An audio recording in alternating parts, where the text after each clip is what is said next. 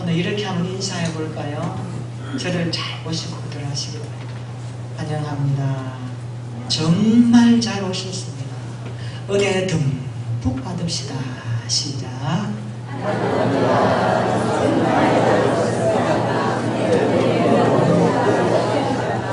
오늘 하나님의 은혜가 듬뿍 임하는 예배 되기를 소망합니다. 6월은 호국 오운의 달입니다. 크리스찬들에게 6월은 나라 사랑의 달입니다.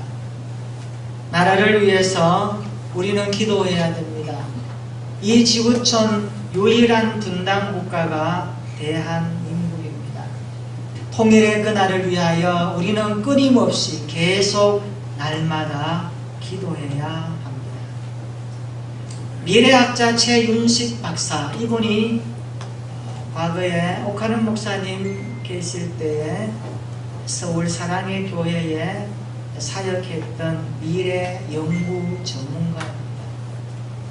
이분의 글을 인용한 골드만삭스에서 보고한 내용을 인용하면 평양주위에 3조 7천억 달러의 광산이 있다라고 그렇게 예상을 합니다.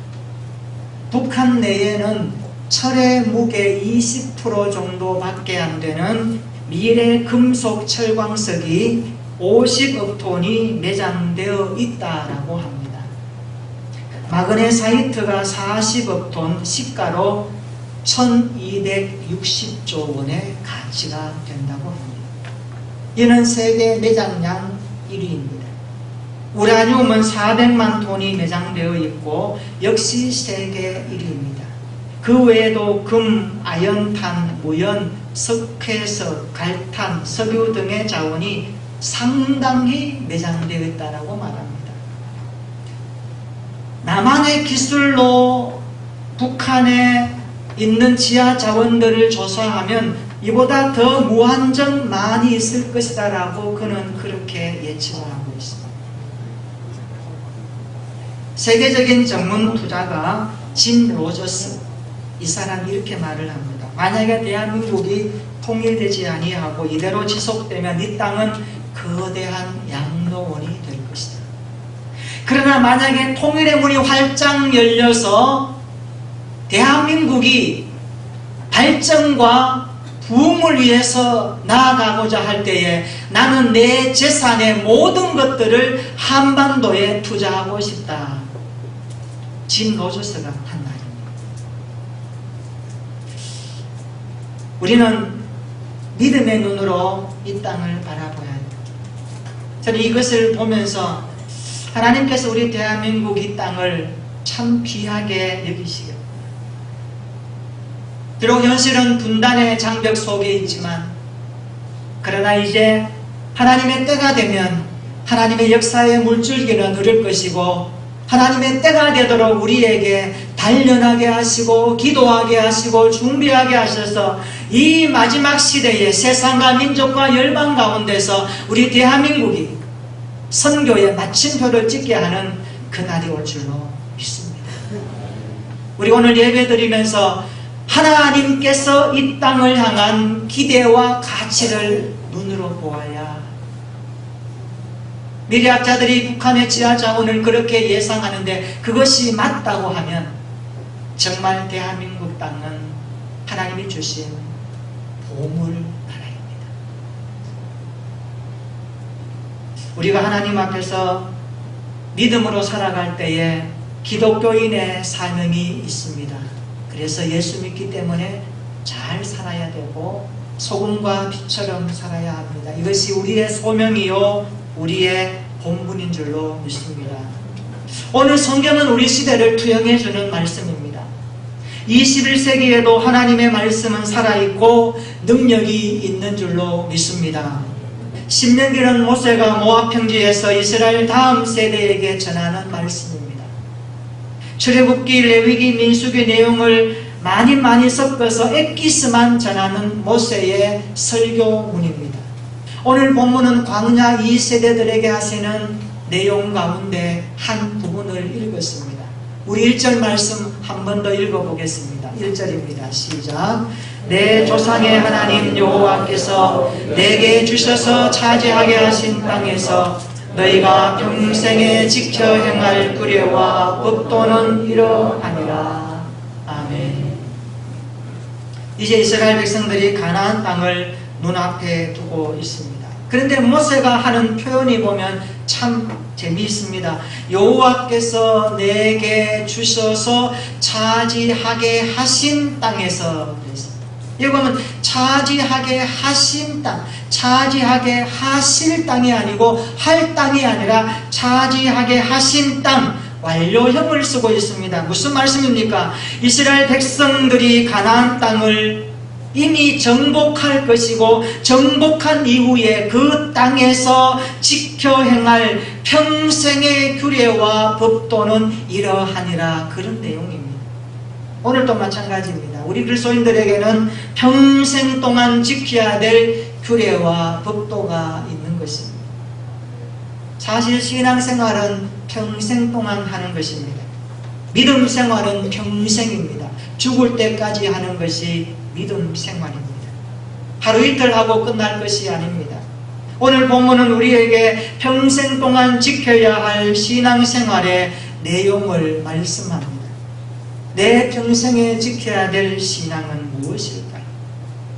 주님 오실 그때까지 우리가 평생 동안 지키며 살아야 될 신앙생활의 내용은 어떤 것이어야 할까요? 오늘 본문을 통하여서 우리에게 주시는 메시지를 듣고자 합니다. 우리도 젖과 꿀이 흐르는 땅, 영적 가나안 땅을 앞에 놓고 우리가 천국의 시민구조로 이 땅을 살아갈 때에 세상 사람과 구별되게 다르게 거룩하고 존귀하게 살아가는 하나님의 사람들로서의 본분이 있는 겁니다. 그 본분을 평생 감당하기 위해서 어떻게 우리의 삶을 말씀으로 엮어나가야 할까요? 오늘 본문은 거기에 대해서 너희가 평생 동안 지켜야 될 신앙은 이런 것이다 라고 가르쳐주고 있습니다.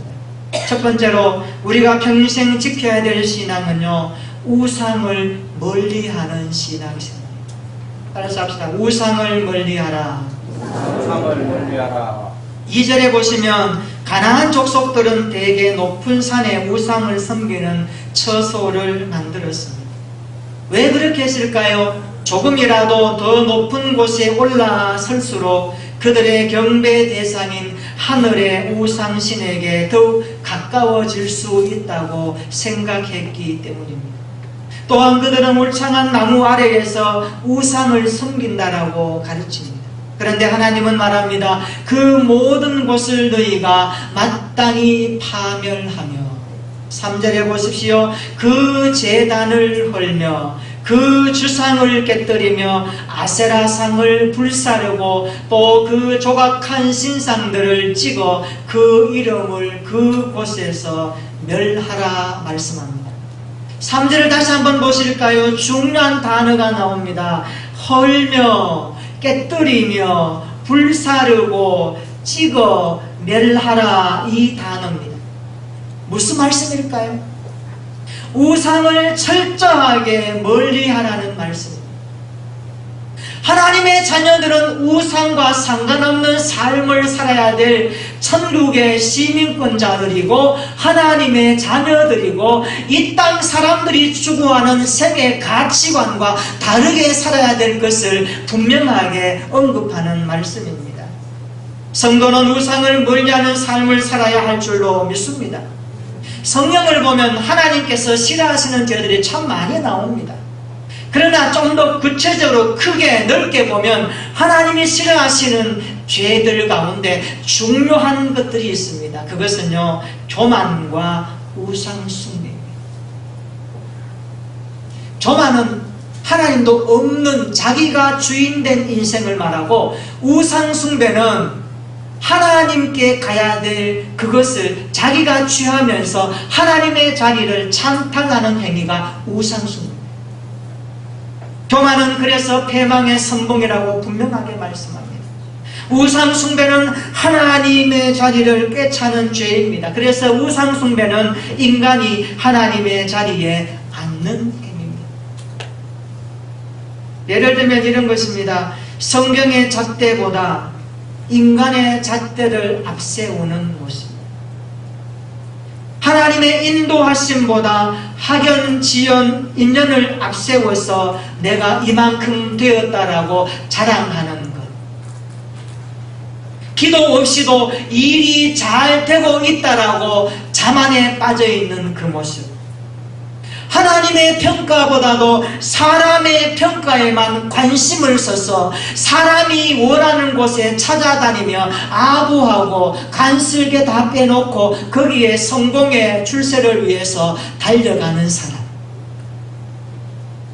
공동체보다도 나의 유익을 먼저 구하는 모습. 이런 것들은 하나님 앞에 교만한 것이고 우상 숭배적 의식을 가진 모습입니다. 이것은 분명 하나님의 자리를 빼앗는 죄입니다. 우리에게 이런 모습은 있지 않습니까? 모세는 이스라엘 다음 세대들에게 말합니다. 너희가 가나안 땅에 들어가면 수많은 우상들을 볼 것인데 그 우상들을 뭘 해야 된다? 찍어 없애야 된다. 불살라야 된다. 그리고 멸해야 된다라고 말하고 있습니다. 오늘 우리에게 평생 지켜야 될 신앙, 우상을 경계하고 멀리할 수 있기를 축원합니다. 하나님께 가야 될 우리의 마음을 빼앗는 그 어떤 것들로도 하나님과 우리 사이를 막지 못하게 할 수 있는 여러분의 담대한 하나님 앞에서의 결단과 결심을 가지고 신앙으로 이기시기를 축원합니다. 두 번째로 내 평생에 지켜야 될 신앙은 하나님을 가까이 하는 신앙입니다. 성도는 우상을 멀리하고 끝나면 안 됩니다. 그리고 하나님을 날마다 가까이 해야 되는 것입니다. 따라서 합시다. 하나님을 가까이 합시다. 평생 동안 하나님을 가까이 할 수 있기를 축원합니다. 우리 5절 한번 읽어볼까요? 5절입니다. 5절 시작. 오직 너희의 하나님 여호와께서 자기의 이름을 두시려고 너희 모든 지파 중에서 택하신 곳인 그 계실 곳으로 찾아 나아가서. 아멘. 너희는 하나님께서 자기 이름을 두시려고 선택한 곳으로 찾아 나가라고 말씀합니다. 이는 여호와께서 가나안 땅 중에서 한 곳을 선택하여 중앙성소로 삼겠다라는 말씀입니다. 쉽게 말하면 예배의 장소로 나가라는 그런 뜻입니다. 오늘 예배의 장소는 어디입니까? 공적 예배의 장소는 교회인 줄로 믿습니다. 교회는 예배의 중심. 성도는 공적인 예배를 생명처럼 여겨야 합니다. 주일 예배는 일주일의 성패를 좌우하는 시간입니다. 우리가 평생 지켜야 할 신앙은 예배인 줄로 믿으시기를 축원합니다. 여러분의 삶 가운데 예배가 우선되기를 축원합니다. 주일 성수가 우선되기를 축원합니다. 이것을 하나님 앞에서 바꾸지 않기를 축복합니다. 6절에 보십시오. 성소에서 바치는 7종류의 제물을 열거하고 있습니다. 번제, 11조, 거제, 서원제, 낙헌 예물, 소와 양의 처음 난 것들로 하나님 앞에 드리라고 말씀합니다. 예배는 드림의 시간 아닙니까? 예배는 하나님을 가까이 하는 시간 아닙니까? 누가 예배자입니까? 구원의 은혜, 구원의 감격, 십자가 무조건적인 하나님의 사랑을 받은 자들이 거기에 눈뜨고 그것을 깨닫고 그것을 받아들이고 그것을 인정하고 그것을 고백하며 하나님 앞에 죄인인 나를 구원해 주신 그 은혜가 너무너무 감격해서 하나님 앞에 엎드리고 하나님 앞에 순복하고 하나님 앞에 무릎 꿇고 하나님 앞에 나가는 그 시간이 예배인 줄로 믿습니다. 예배는 우리가 순서에 따라서 드리고 끝나는 게 예배가 아닙니다. 그것은 절차상 예배를 돕는 것에 불과합니다. 예배는 우리의 전 인격이, 우리의 삶이, 우리의 생명과 우리의 마음과 우리의 모든 것을 다하여 내 생명의 주인이신 여호와 앞에 나와 엎드리는 시간입니다. 그곳에 하나님이 임하십니다. 그곳에 하나님이 말씀하십니다. 오늘 우리의 예배가 이런 예배 되기를 축원합니다. 그래서 예배 잘 드리면 예배에 하나님 앞에 기름 부으심을 경험하면 우리의 인생이 예배 이후에는 놀랍게 우리의 신앙이 올라가게 되는 것입니다. 우리의 믿음이 자라게 되는 것이고 견고하게 되는 것이고 균형이 잡혀지게 되는 것입니다. 예배가 우리의 삶의 중심축이 되기를 축원합니다. 오늘 모세를 통하여 말씀합니다. 너희는 가나안 땅에 들어가면 우상을 멀리하라. 그리고 하나님을 가까이 하라. 내 이름을 주신 그곳에서 너희가 모여서 나를 경배하라. 그렇게 말씀하고 있습니다. 예배는 하나님을 인정하는 현장에서 주어라. 그래서 성경은 우리의 삶의 예배를 등한히 말리하라고 말합니다. 우리의 삶이 예배가 되어야. 어제 동문교회에서 임직식이 있었습니다. 순서 중에 임직자 자녀들이 나와서 축하하는 시간이 있었습니다. 그 축하하는 노래 가사 가운데 이런 내용이 있었습니다. 세상에 흔들리고 넘어져도 다시 일어나 걸을 수 있는 건 하나님 우리를 위해 보내신 주 예수 있기에, 이런 가사가 있었습니다. 저는 그것을 들으면서 가슴이 뭉클했습니다. 그렇습니다. 우리가 세상에 흔들리고 넘어질 수 있습니다. 실패하고 좌절할 수 있습니다. 그러나 그 자리에서 다시 일어날 수 있는 것은 우리를 구원하신 주님이 우리 곁에 계시기 때문입니다. 할렐루야. 이것을 고백하시기를 축원합니다. 흔들리는 그 자리에서 주님을 바라보십시오. 그것이 예배입니다. 넘어지는 그 자리에서 주님께 기도하시기를 바랍니다. 그것이 예배입니다. 그리스도인들은 문제가 생길 때에 문제를 향하여 달려가는 사람이 아닙니다. 그 문제 속에서도 예수님을 바라보는 시간입니다. 그래서 문제보다 크신 주님께 달려가는 것이 하나님의 사람들의 삶입니다. 이것이 예배입니다. 문제가 있으면 주님을 향해 달려가는 우리 모두가 되기를 축원합니다. 문제를 묵상하지 말고 예수님을 묵상하는 것이 예배입니다. 사람을 바라보지 말고 환경을 바라보지 말고 사람을 바꾸시고 환경을 바꾸시고 전지전능하신 하나님을 바라보고 묵상하며 말씀을 붙들고 엎드리며 나가는 그 자리가 예배 자리가 된다는 것을 확신하시기를 축원합니다. 그래서 우리의 삶의 일터가 예배이고 사람 만나는 관계가 예배이고 땀 흘리는 현장이 예배인 줄로 믿습니다. 그래서 성도는 예배자의 삶을 평생 동안 살아야 하는 것입니다. 우리에게 진정으로 필요한 것은 예수님을 바라보는 시간이고 예수님을 묵상하는 시간입니다. 저는 우리 교회 모든 성도들이 예수가 있는 인생이 되기를 축원합니다. 예수님을 날마다 바라보는 예배의 삶을 살기를 축복합니다. 평생 동안 하나님을 가까이 하는 예배의 삶을 살기를 축원합니다. 이것이 평생 동안 지켜야 될 신앙입니다. 세 번째, 평생 지켜야 될 신앙은 하나님이 복의 근원자이심을 인정하고 따르는 것입니다. 7절에 보시면 하나님이 주시는 복으로 말미암아 즐거워하라고 말씀합니다. 즐거움의 뿌리가 하나님이 주시는 복에서 출발합니다. 7절 한번 읽어보겠습니다. 시작. 그리고 너희의 하나님 여호와 앞에서 먹고 너희의 하나님 여호와께서 너희의 손으로 수고한 일에 복 주심으로 말미암아 너희와 너희의 가족이 즐거워할지니라. 아멘. 우리의 손이 수고한 일에 복을 주시는 분이 하나님이십니다. 믿으시기를 축원합니다. 이것을 인정해야 된다라고 말씀합니다. 하나님의 주권적인 복주심이 없이는 이스라엘이 가나안 땅에 들어가서도 어떠한 풍요라도 누릴 수 없다는 그러한 말씀입니다. 하나님이 주신 재료로 수고하여 땀 흘려 얻은 것이 물질 아닙니까? 우리의 삶의 풍복 아닙니까? 그것이 누구에게서 왔습니까? 하나님께서부터 왔다라는 것을 인정하라고 가르쳐 주십니다.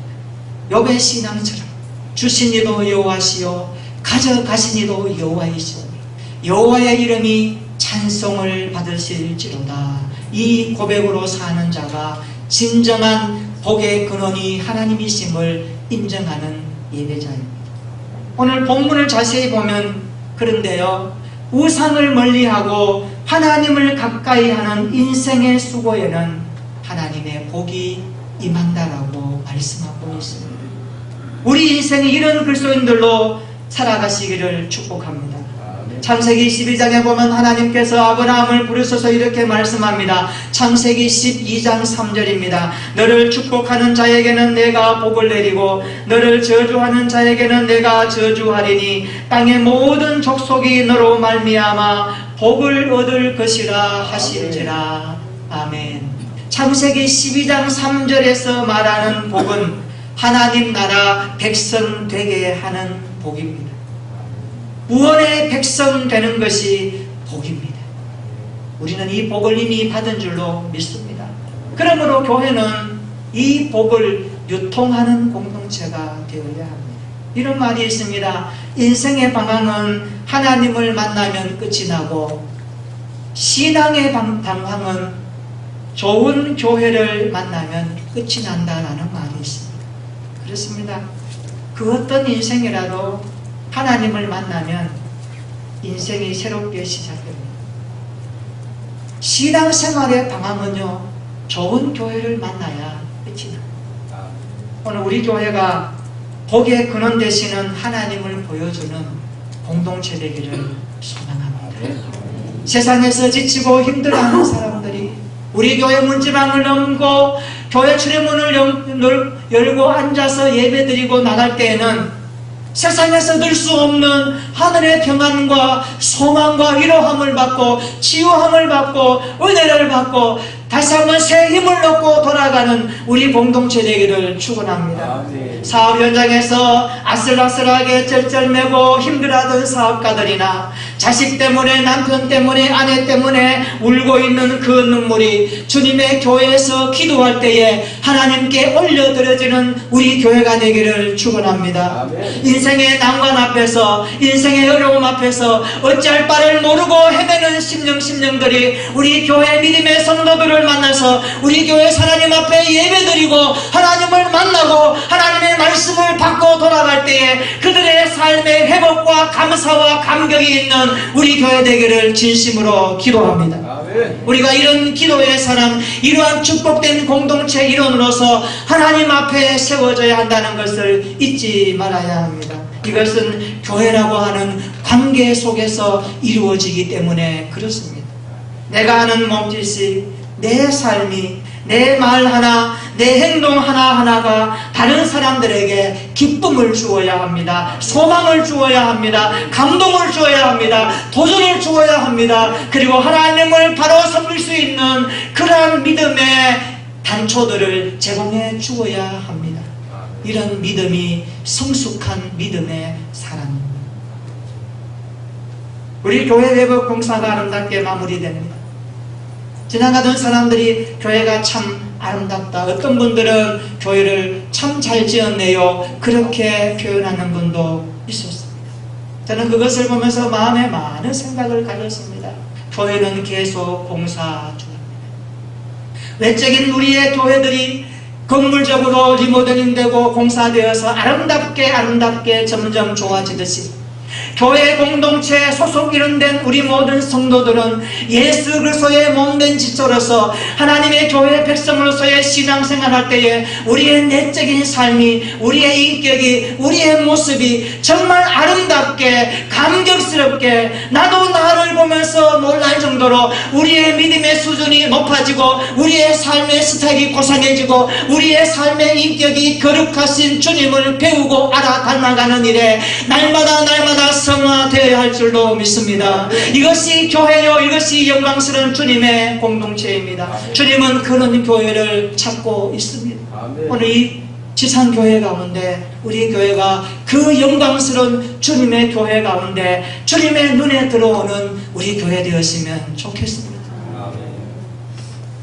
세상적으로 바라보는 것이 아니라 하나님의 말씀으로 바라볼 때, 성경으로 바라볼 때 우리 교회가 복의 근원 되신 하나님을 세상 많은 사람들에게 증거해주는 복의 유통의 사명을 감당할 수 있는 우리 성도들의 신앙 되기를 축원합니다. 그래서 오늘 내가 하는 이 행동이 누군가에게는 소망이 되고 어떤 사람들에게는 기쁨이 되어져서 나로 통하여 예수 그리스도가 보여지고 나로 통하여 하나님의 사랑이 나타나고 나로 통하여 하나님의 영광이 드러나는 믿음의 온전한 성숙함이 있기를 축복합니다. 그래서 우리는 날마다 나의 모습에서 하나님을 보게 해야 됩니다. 한번 따라서 하십시다. 나의 모습에서 하나님이 보여집니다. 나의 모습에서 예수님이 나타납니다. 그렇습니다. 예수 안 믿는 사람들은 하나님의 존재와 예수 그리스도의 구원의 역사를 잘 모릅니다. 교회를 통하여 알게 되고 믿는 우리를 통하여서 배워갑니다. 항상 우리는 믿음 생활에 그래서 주님을 중심으로 말씀을 중심으로 살아가야 하는 것입니다. 우리의 신앙생활은 평생 하는 것입니다. 내 평생에 지켜야 될 신앙이 있습니다. 우상을 멀리하는 것이고 하나님을 가까이 하는 것입니다. 그리고 내 인생에 주어진 모든 것들이 하나님이 주신 복이라는 사실을 기억하며 인정하는 것입니다. 우리 한번 따라서 보실까요? 우상을 멀리하겠습니다. 하나님을 가까이 하겠습니다.